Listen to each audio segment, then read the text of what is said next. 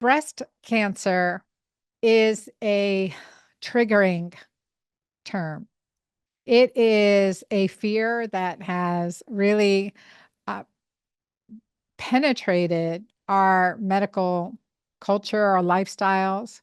There it is something that pretty much everyone has been touched by, whether they've known someone, a family member, someone they cared about, a friend, a colleague who has had a diagnosis of breast cancer or currently has one.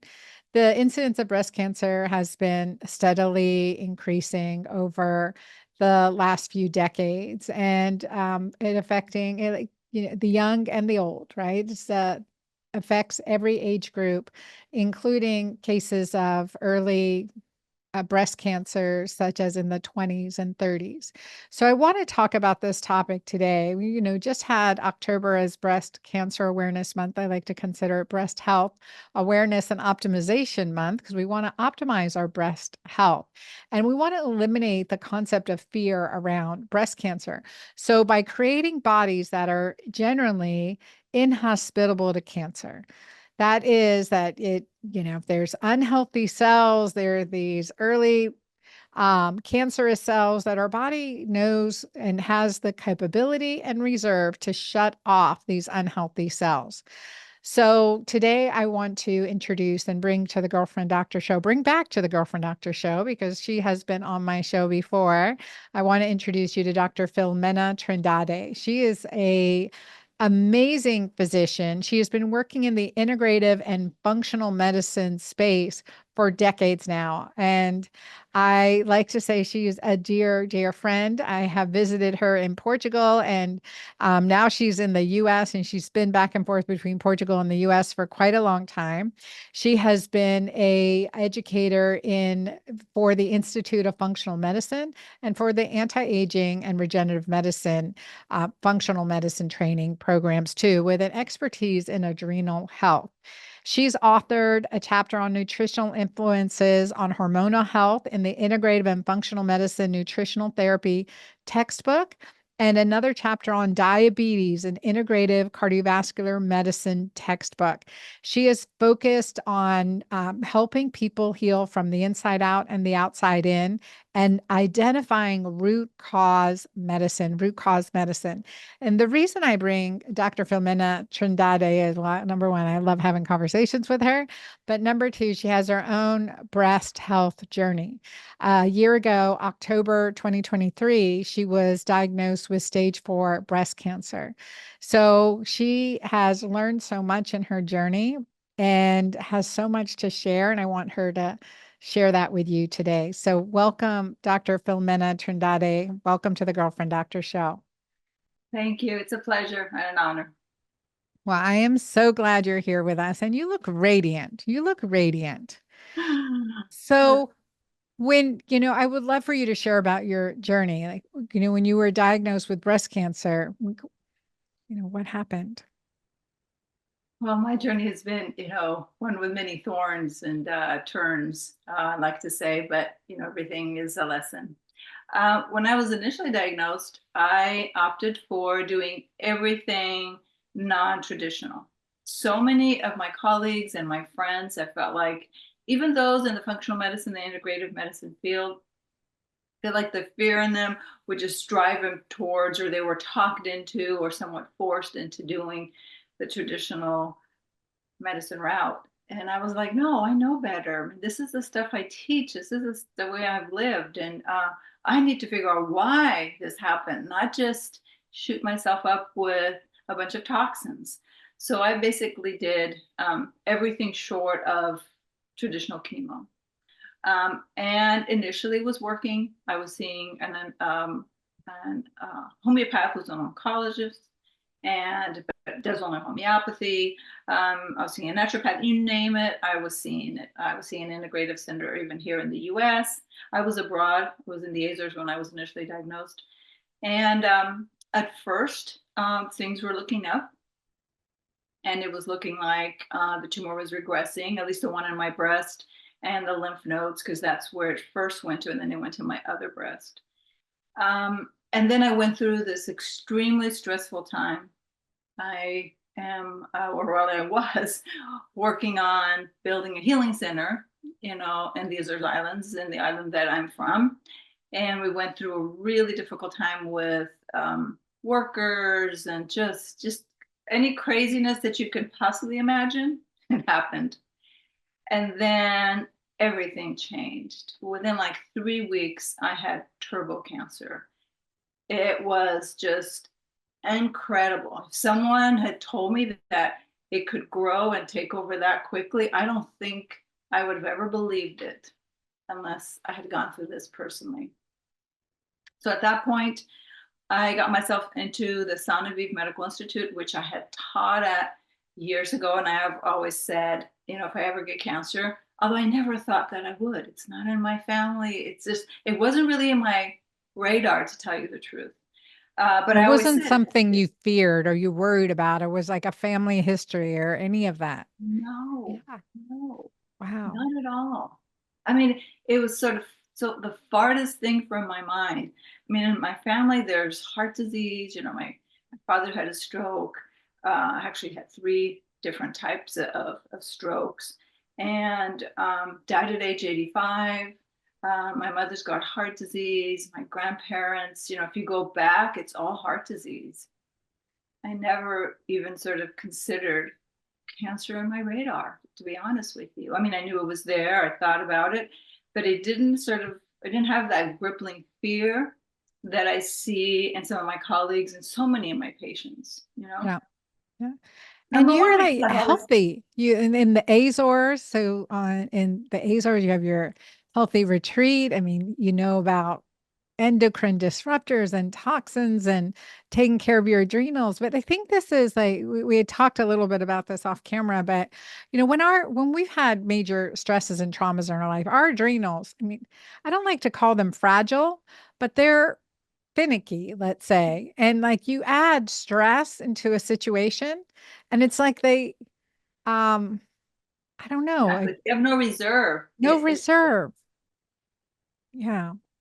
And Yeah. I had thought that I had done sufficiently to decrease sort of my toxin load or my toxic load, but I really hadn't. I mean, I've been a farm worker, I've been exposed to pesticides. I worked in a lab with toluene and benzene for 4 years. I did my graduate work, with heavy metals. That was for almost 2 years. So it's cumulative, and even though I eat pretty healthy, I grow my own food. It's all organic. I have a spiritual practice. I meditate. I do yoga. I teach yoga. And I did all these things, but it wasn't enough. And now going back and having actually, looked at my cancer and done the genetics on it, it is not genetic. And so I truly believe in the metabolic theory of cancer and the fact that it's really, in many cases, stress, and especially stress combined with toxins, which is my case. It's And just I think like, this is really important because number one, you ask the question, why did I get it? And often I'll have someone who said, well, you had a diagnosis of breast cancer. I'm like, well, why did you get it? And they're like, I don't know. My doctor didn't ask me. I mean, we didn't address the why. I think it's really important to create bodies completely, healed. You have to address the underlying reasons why. So for you, it was heavy metal toxins, chemical toxicities and, you know, chronic stress. absolutely. And I think that I did a pretty good job at detoxifying my liver, but not my lymph, and definitely not my gallbladder. And that is so important. I'm learning. How I can ended you tell if it's not detoxed well, the liver and gallbladder? Because I'm like, yeah, I mean, the liver, gallbladder, and lymph. I yeah, mean, that's key, right? That really exactly. lymphatics. Yeah. And we don't have necessarily great ways to do it. I've just sort of been reading and kind of finding my own way. Um, Gallbladder, I think we're all toxic in the gallbladder. And because so many things that are lipid soluble, the fat soluble, are going to be stored there. And if we have a recirculation where toxins can recirculate from your gut, if you have an unhealthy gut, and then to the gallbladder and back, that can continue. And the lymph, I think we just need to do a little bit more for lymph circulation, but also for eliminating. Like, I just going through cancer, I found out that a lot of these toxins I was exposed to, like benzene and toluene, they stored in the lymph. And the only way to get them out is to actually sweat. Mm-hmm. I mean, you can, and sometimes you need to do more than just sweat. I mean, you need to sweat, but you need to do binders, you need to do saunas. Even though, I thought I was doing enough, it wasn't enough. Yeah. And then you couple that with a stress, and it's just like, adding fuel to the fire. Yeah. Yeah. And so you were doing everything integratively initially. You were doing IV therapies. What did that like protocol look like? Oh, The yes. initial So I was protocol. doing IV vitamin C, IV alpha-lipoic acid. I was doing some hyperbarics here and there because I actually didn't have a chamber at the time. And I was doing a lot of homeopathics, a lot of autohemotherapies. I was doing the underlying treatment, which is now the sun therapy. And basically anything you could think of. I mean, I was using saunas, I was doing ozone, anything that I knew of. And I was even doing some repurposed drugs, initially not so much, but then as I got diagnosed and I was reading, and I basically read everything, the Gerson theory, you name it, I pretty much did it. I mean, I was doing colonics, I was doing rectal ozone, as well as even coffee enemas, you name it, which became important, especially once I went to Sanoviv and they basically told me, you are going to have to do traditional chemo. And by then I had also had a session with Nalini Chilkoff. I love And Nalini. We'll put links to Sanoviv, to Dr. Nalini Chilkov too, and your site, everything below. Yeah, exactly. She basically told me, you are going to have a very painful death if you don't integrate some traditional treatment. Said you just have to. There's no buts about it. So, get your rear end in gear and do it now. Because at that point it was turbo cancer because it reared its ugly head and flared. And I had very limited range of motion of my left arm. I still have severe lymphedema. And I was losing weight so quickly. I was very sarcopenic. And it was just, by the day, it was, looking back on it, it was scary. Although at the time, you don't think about how scared you are. You just think of, what do I do? Because I want to live. So just tell me what to do next and I will do it. Right. And I really did want to do, traditional chemo. It's a poison. I was so against it. But I felt like, desperate times calls for desperate measures. And a lot of it is how I receive it, how I talk to my body about it and what I do with the energy I put around it.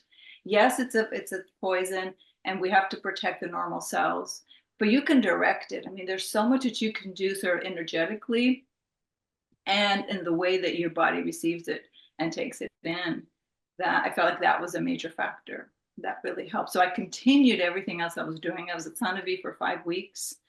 And basically they started me on one of the chemo. I was on 3 different types, but they started me on one there. And then I continued there after I left. Which chemo regimens Yes. Which chemo drugs did so my for you?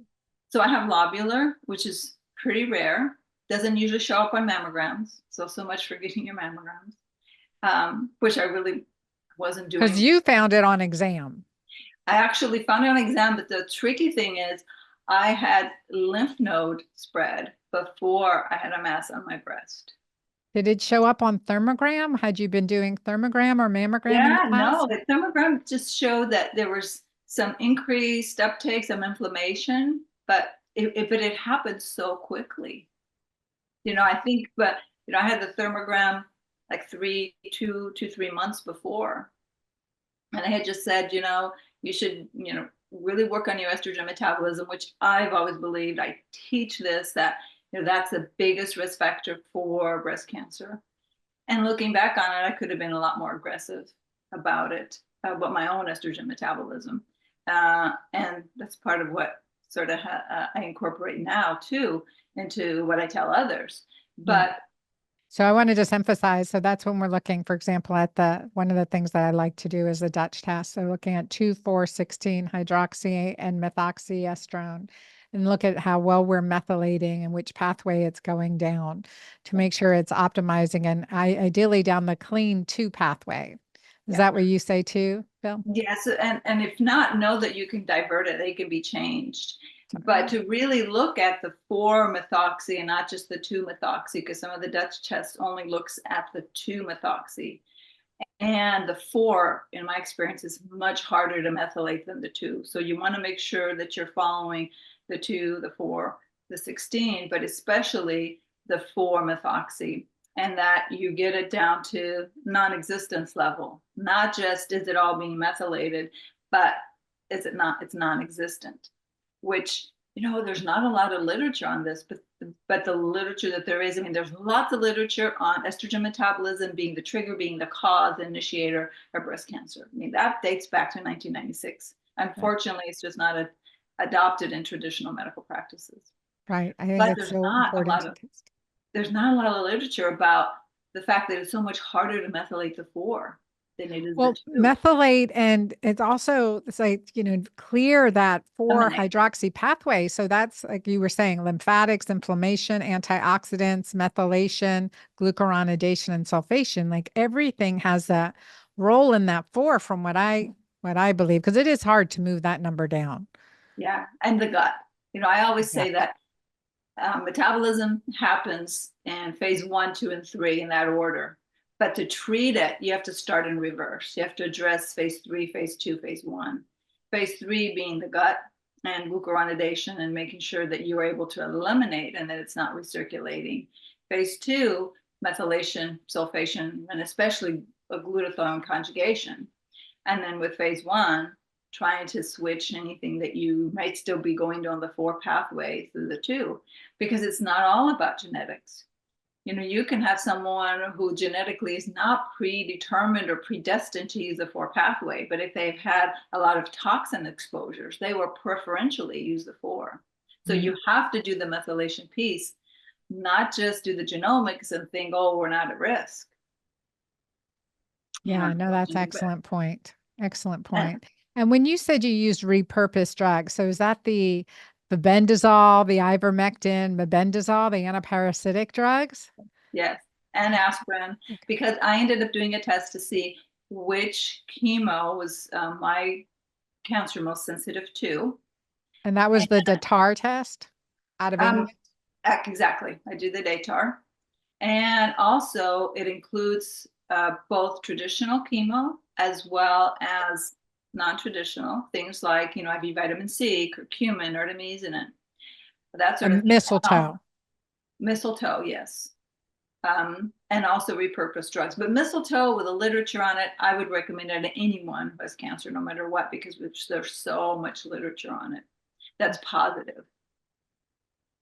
And then things like, lo and behold, like aspirin, turned out that is, has over 80% efficacy against, my particular cancer. So I think that although in the beginning I was a little bit against it, I was like, wow, these are some of the that can drugs eat up your gut. That can eat up the mucosal lining, even a little baby. So a baby aspirin or 81 milligrams, 325. How many? I'm going to stock Actually, up. I've been doing one of the baby aspirin. Initially, I started with 325 and I did it for about a week. And then I just switched to 1 because I was concerned about the side effects. And as it is, I was on chemo, so my gut was a mess. And I still am getting it every 3 weeks and it still really affects it. So the biggest challenge has been to fix it as much as you can, knowing that every 3 weeks is going to take a big hit, and really work on the absorption digestive piece, because when you're stressed or even going through chemo, you kind of lose it. So you have to really work with a nutritional or I should say a functional nutritionist who really knows cancer and can help you, because even with as much knowledge as I may have, it's never enough. You always need someone else on your team, and the bigger you can make that team, the better. And especially if they can work together to really personalize it to you and what's going on with your type of cancer and how you're dealing with everything you're taking in, both in terms of treatment, but also, what you absorb from your environment, plus just what's going on with you spiritually. How are you holding up? How's this affecting you and your ability to fight? Because this is a fight. It is. And so many times when I see clients that had been diagnosed with cancer, and they've just been gone through the treatment. And a lovely lady now in her early 50s was diagnosed 4 years ago with stage 2 and had a double mastectomy and no hormones and on 3 antidepressant medications now, 3 antidepressant, 3 anti-anxiety. And I asked her, what caused your cancer? And she said, oh, no idea. And I said, well, how are they managing you? She goes, I finished my chemo. I'm, not being managed anymore. And so the number one risk of breast cancer is history of breast cancer. Yeah. Right? It's history of breast cancer. So there's so much we can do. And what I love about your journey is number one, you're a fighter, a thriver, and a researcher, very empowered in this journey and in considering and so authentic, and understanding the emotions and the highs and lows, right? It's been a roller coaster ride. And I honor you showing up today and sharing that with us. One thing that I love is that you are integrating and you've been navigating conventional with our functional approach. So the timing, and I remember being at IFM in 2000 and was it maybe 2004, 2009. Well, I met you in 2009. I met you at IFM, and so Institute of Functional Medicine in 2009.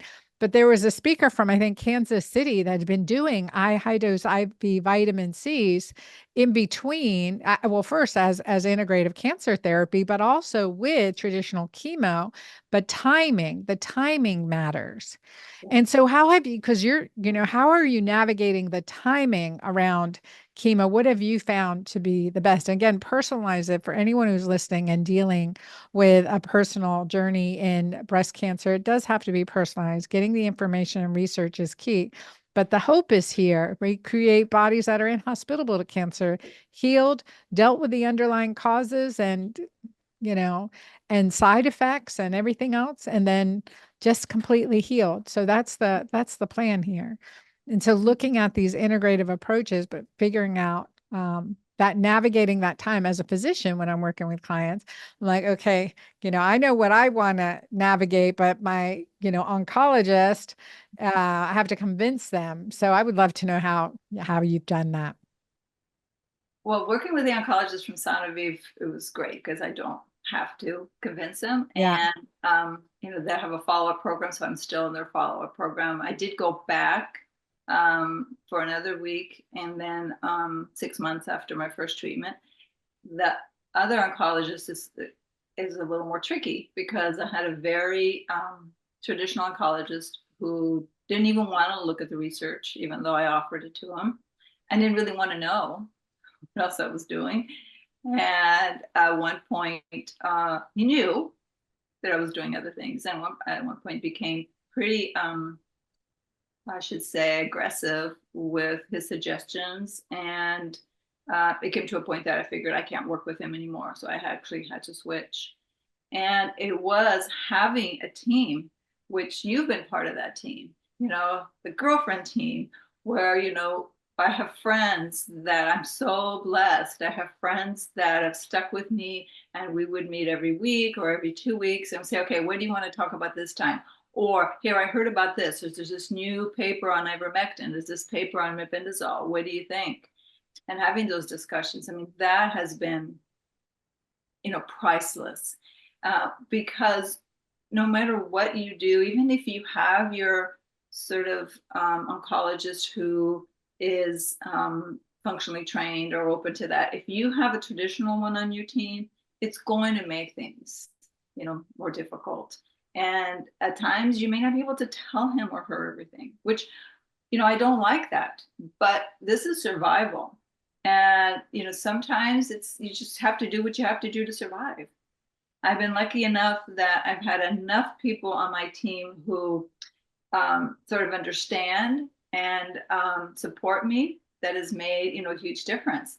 For example, I've taught I've taught with some of the top people that are treating cancer, and I feel so lucky because I could call them up. I could call up Jean Driscoll, bless her Love heart. Jean.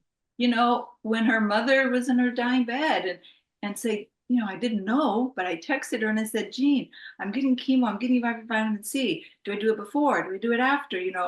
And And she would what did answer, she say? Because that's who I'd heard it from. She's in Kansas City, right? yeah, yeah, Like who thought Kansas City had integrative cancer therapies? And she's been there for like 20 years, over 20 yeah. years. So I remember her saying, stop do it, stop 3 days before, begin, was it something like that? And 24 to 48 hours after? Depends if you're doing radiation or not. So if you're doing like I was doing Taxol or one of the Taxols, and so she said do it like the night before or the same day that you do it. And I did. It was some days it was, I was so tired I couldn't even keep my eyes open. But I did it. And she said as soon after, you're either right before or soon after. And then, no matter who you talk to and how much support you have, there's one thing you have to do, and you have to listen to your own body and Mm. see how it's doing. So many people have given me some great advice, but I had to incorporate it into me and sort of like, what is my, one of the side effects of chemo, by the way, is just a constant runny nose. Uh, And sometimes, it feels like I'm crying because it's just affects your mucous membranes. But one of the things was, I was initially told when you're cytotoxic, when you're oxidative, stay oxidative. So in other words, don't bring in things to sort of mop up the damage or clean up because you want to stay oxidative. Well, my body couldn't handle it. So in between, I had to do some of the things to sort of, mop up the damage. I had to do some antioxidants in order to then be able to tolerate the next, oxidative treatment, whether it was, traditional chemo or otherwise, because my poor body was like, it just had enough. It just couldn't handle it.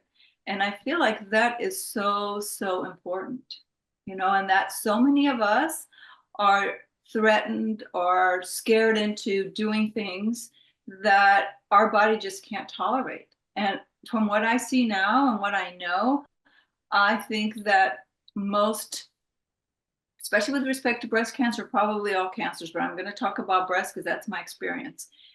I think most of those women that die from breast cancer, they don't die from the cancer, they die from the treatment mhm. because it was just too much. Because what traditional chemo says is, or traditional oncology is hit it hard and you try to kill as many cells as you can, which I don't believe in that. I believe we need to transform those cells because they were normal at one point. Something happened to turn them into an abnormal cell, but if we can do that, then we should be able to turn them back. And the other thing is to really listen to your body and do what you feel you need. And sometimes it's hard when there's so much chaos and so much stuff going on, but to thy own self be true. That part Mm. is just crucial because I would not be here talking to you today if I hadn't done that. I have had 3 close calls that I really didn't know if I would be around in the morning. And the Wow. only reason why I still am is number one, God, but number two, because I listened and I used my intuition. I'm like, that's too much. I can't do that. I need to put this off. Or, let's look at another way, to treat it. And because if you don't do that, it can really be, a very quick death, Yeah. I had literally. was talking with a friend of mine who has her own cancer journey, cervical cancer journey. So I went to see her the other day, stage 4 cervical cancer diagnosed last July.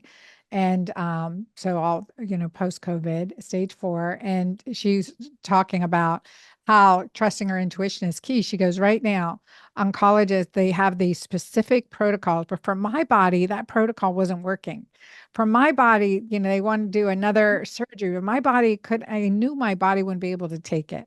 And so, like, understanding exactly what you're saying, just to emphasize that point, here's the protocol that, want to publish and follow so that we're treating everyone the same. But, like you're 90, well, maybe 80, 90 pounds. I don't know, Filomena. My other friend, 110 pounds. And, I'm 150 pounds. I'm not going to follow the same protocol as, who's the protocol designed for? What's the genetics? What's the epigenetics? What's the support system?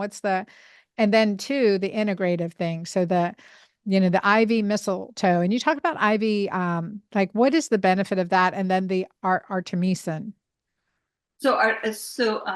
Artemisinin has been great for me because it was one of the top ways to treat my cancer. Number one was vitamin C. So they give you a percentage. Basically, they incubate your cancer cells and then test it with these different modalities and see which one works the best. So best was second. First was vitamin C. Second was artemisinin. Mistletoe, I actually never did IV. I considered it. But when I first did it, I was doing intratumoral and I was doing sub-Q. And so I just stuck with that. And I thought if that's not enough, I actually spoke with someone who does it IV, and that was going to be sort of my next step. I never got there. I may actually reconsider it. But I didn't. The artemisinin, I actually didn't know very much about it. Initially, before I had the genetic testing done, I was sort of doing things just by intuition and like, does my body want that? And I've always been a really bad muscle tester, but I have friends. And so I would reach out to my friends and say, can you help me here? Because I'm having to decide, do I do this chemo? Do I do that one? And, which one does my body want? I can say it subjectively, but I'm not sure I can be objective. And sometimes I'm not sure I can read sort of what my body's trying to tell me. Mm-hmm. Because in times like that, you can't do it all. You can't be it all. I always say you have to be your own best doctor, but at times it can be, rather difficult. And I had a battle that I'm still going through, actually, which was that in traditional oncology, what they try to do is to completely eradicate local disease, right? And so in stage 1, 2, that's particularly important. And in stage 3, they've extended it to stage 3. Usually in stage 4, they're trying to just basically do palliative care, right? They're not necessarily aiming for a cure, but they're trying to keep you alive as long as they can. Well, because my spread from my left breast to my right breast seems to have been through lymph. I'm convinced that it was. Some of the oncologists are not. They're saying, oh no, this was blood. They've suggested that I should do double mastectomies. So I, asked the question, well, how exactly does that happen? I'm still in chemotherapy.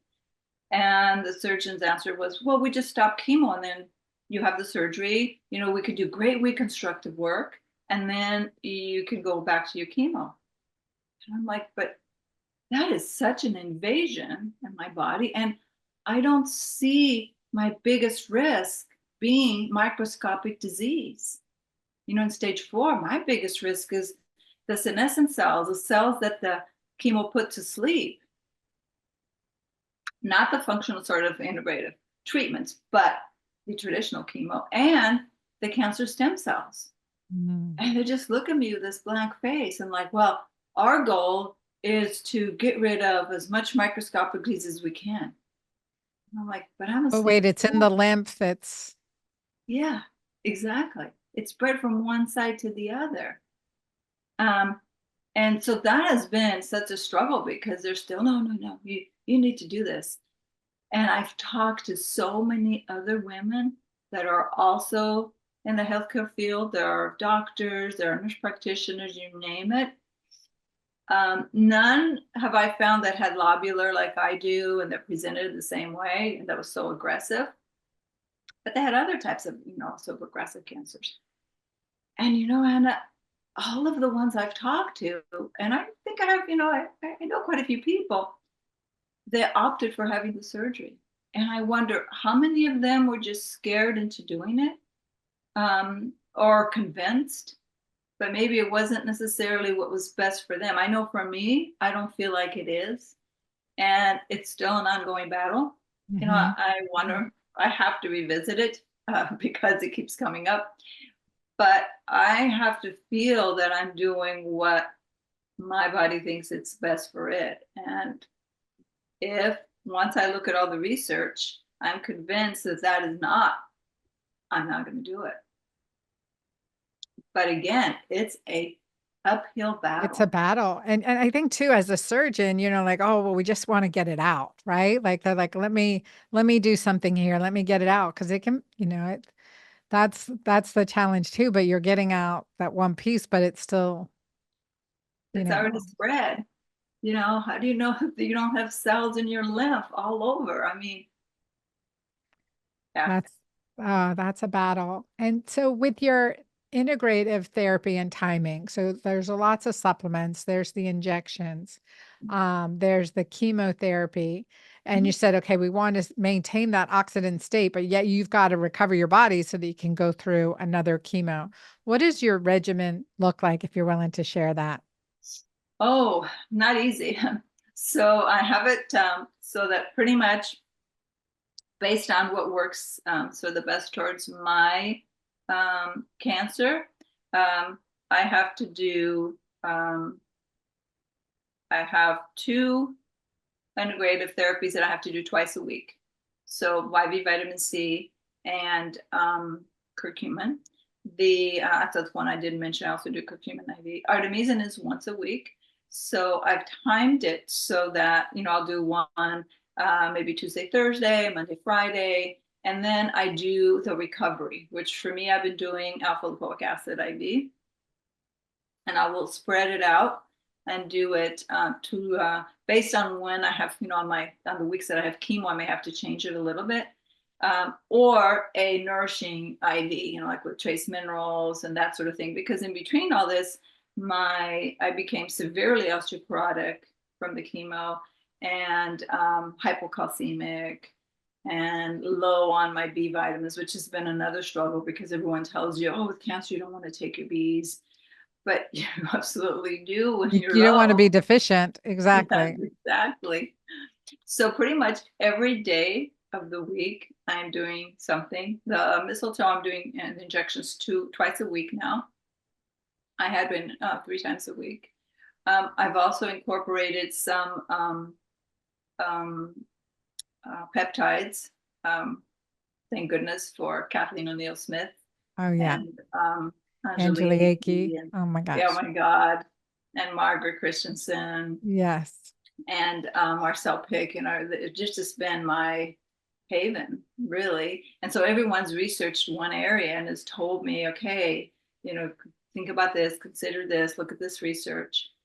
And so by the end of the day, the hardest thing for me is to be in bed by 10 o'clock because when I have appointments and then you have injections and you have IVs and sometimes things don't go very well. And, I got one of my Taxol peripherally and it just dried up on my vein. So I have a poor access. And, Oh, but Marina Richards, who's just a dear, dear friend, she's amazing. She can store an IV just about anywhere. She has just been a godsend. that's amazing. Now, But what about it's, hormones, Filomena? pardon? What about hormones? What Oh, about yeah. progesterone? Well, um, I've, I've taught in the hormone module. I teach hormones in module 1 at the fellowship. So from the beginning, even knowing what I know, and my cancer is estrogen, progesterone negative, HER2 positive. But even if it had been positive, I think I would have done hormones.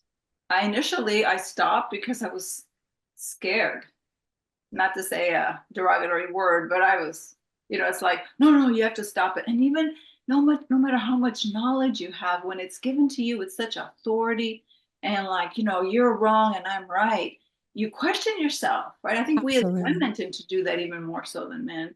But so I'm like, really? Let me go back to the drawing board. Let me read all this. So initially what I did is I used estriol only and measured my levels, and pregnenolone, DHEA were super low. So I started myself on that. And progesterone, I mean, the literature on progesterone, even in progesterone positive cancer is huge. So I've been doing it. I believe in it. And to me, I don't know how long I will live. It's about quality. It's about quality. And again, too, like with progesterone, it's effective. Like it stimulates apoptosis. I mean, from everything that Thank I've you. read, And it's VEGF, yes. not, it and helps you get a good night's sleep and helps you restore and keeps your bones strong. I mean, brain there and healthy. So yeah, so modern oncology continues to deny it, but that research is over 20 years.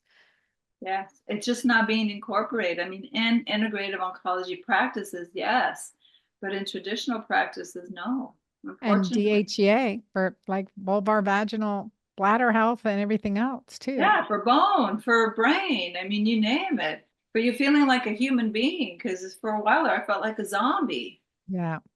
I find the DHA is so critical in that, and just to be like a thermostat to reset your HPA axis is just nothing like it. And I used to really watch my DHEAS, especially, that's what I call it. I always think of DHEAS as a stored form. How much resiliency do you have? How much you have in your adrenal bank account, and you can Yeah. use DHEAS. And mine was in the 150s because I knew how important that was. After cancer, it was like 16. Wow. And But it's it like, was oh, 150 going into cancer. yes. Wow. And then Yeah. after because I didn't measure it until after I started the traditional chemo. Yeah, I was 16. Yeah. Yeah. And anything else that you haven't mentioned? Anything like other integrative therapies? I'm always learning. Like I love our girlfriend doctor group. Oh my goodness, so much. The I probably could brilliance and the talk for heart. Mm. I could probably talk for hours, but one thing that is I found crucial. See, I really believe that people were put into my life somewhere along the way because they were going to bring something to at this moment in time right now. Yeah. Yeah. And I feel very, very privileged to have had that and fortunate, and I'm very grateful. But one of those has been the different type of providers and friends that I've had. So I have had amazing acupuncturists. I've had two that have followed my case. And, there's a recent article published how even if you're doing traditional oncology only, the one thing you must have is an acupuncturist because it helps you so much with recovery and with side effects. So that was from the get-go. I had that in place. And then I had a body worker. So I had someone who does massage who's just, great energy. And I would always see her like 1 day or 2 days after chemo. She was so adamant about, keeping her place spotless and disinfected, especially, when I was really Fragile. immune suppressed. That is extremely, extremely important. And then a spiritual worker, or an energy worker. I actually had two that worked together. That was amazing. And then having something that you do every day that brings you an aha, that no matter what, how tired you are, how exhausted, or how, you just can't think of doing anything else, just do something that really brings you joy. For me, it was going Yeah. to the beach. And Nice. when I, couldn't, then it was just stepping outside and just being in nature and just feeling like, the stars are there for me, the moon is there for me, the sun is there for me, and just really taking it all in as much as possible and really being mindful and having a gratitude practice no matter how bad things are. I was in the hospital septic and I was still thinking some good is going to come of this Mhm. because I just have to think that way. It's sort of what keeps me going. And really, a lot of people talk about having a therapist. My therapist also tends to be, do a lot of spiritual work and be an astrologer. And that sort of just brought so much more because I could call him at any time and just say, hey, I'm sorry, but I really need your take on this. What do you think? Can I just talk to you about my thought processes? And am I even thinking straight? Because after a while, you just start to doubt yourself. You're just And on some days, depending on, how much chemo you've had, your brain really does change. There really is chemo brain. And sometimes you just need an objective person to say, you're on the right track, or just go to sleep. Think about it tomorrow. Whatever it Mhm. is. It really helps to have someone that can, that knows you, that can talk to you that way. You And are loved, Filomena. You are so loved. You've helped so many people, and we're all here to help you too, help you on this journey. And you are inspiring me. I'm like, oh, I gotta help Phil, but no, like you are helping me. You are inspiring me. Thank you. no, thank you. The one thing I haven't mentioned that I feel like really helps is having some kind of body work that you do. Because I have the lymphedema, I was working with a lymphedema specialist. So I was doing a lot of exercise and yoga poses, but I feel like that's extremely important. And you may not be able to do your practice like you did before, but a little bit, even 5 minutes. It doesn't really matter how long, but something that you really enjoy. And then things like pulse electromagnetic field and light therapy, that is so important. And hyperbarics, which I hadn't talked about yet, but all of that. To me, it's like it's been everything together that has really, kept me where I am today. Yeah, yeah, and you keep finding out more, right? But it's also integrating all these practices. So PMF, avoiding Wi-Fi and EMF when as much as possible, like paying attention to those disruptors. But I think too, prioritizing what I've seen you do too is prioritize your relationships and prioritize your personal health for the first time. So really, True. really dig So in. true. I mean, I've learned that, I can't get it done yesterday, do it all, be it all, and think that my body can handle it, which I used to think, oh, I can do it. I can do anything. Yeah, and I'm so looking forward to your retreat center, your next retreat Yeah. center on in the Azores. Yeah. Tell our audience, Phil, how to get a hold of you, how Well, to you can online. get a hold of me through my website, which is drtrindade.com. And or drtrindade.com. But also just email me, info@drtrindade.com. And I'm hoping that in my next sort of phase, it I will be hopefully I'm looking for in next summer holding a retreat. And we got to do a girlfriend retreat first, and then we'll do a retreat for a wider audience. At least And that's my we've talked about walking the Camino in July. yes, yes. So, I'm like holding you to that one. So I'm Oh, looking forward to walking the Camino in July with you, Phil, me and too. our other girlfriends. Okay, thank you so much for being here. Thank you, Bill, for sharing. I know it requires a lot of vulnerability and bravery to share this journey, share in the midst of it, in the process. And I get so many clients with histories of breast cancer and other types of cancer, and they feel like, okay, well, there's this straight and narrow path, or this is the protocol. And then just to say the integrative, I mean, there's so much more. And like, Dr. Trindade saying, looking at body work, addressing lymphatics, getting out in sunshine, doing things to support your recovery, to support your processes. And in the moment, how's your quality of life? Like, what does that look like? What else do we need to do? And I know Bill's journey. I really think that if she just followed the one chemo route, followed the protocols as they were dispensed, that she wouldn't be with us. So I'm so grateful for her wisdom, her teaching in all these years, and that she's influenced so many other physicians and integrative physicians that she is feeling that support now.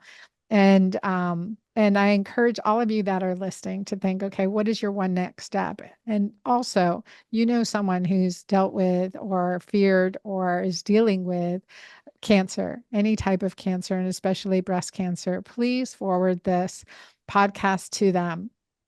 And please share this with someone in the medical field that you care about as well. And always let me know what your thoughts are. I'm always open to your comments.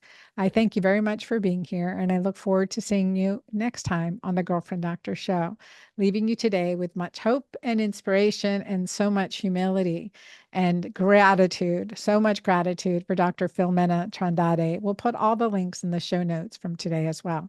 Thank you, everyone. Thank you, Anna. And to everyone out there, this is a battle that can be won. Those are my last words. I truly believe that. I love that. This is a battle that can be won. Thanks for watching another episode of the Girlfriend Doctor podcast. Check out all the links below for more.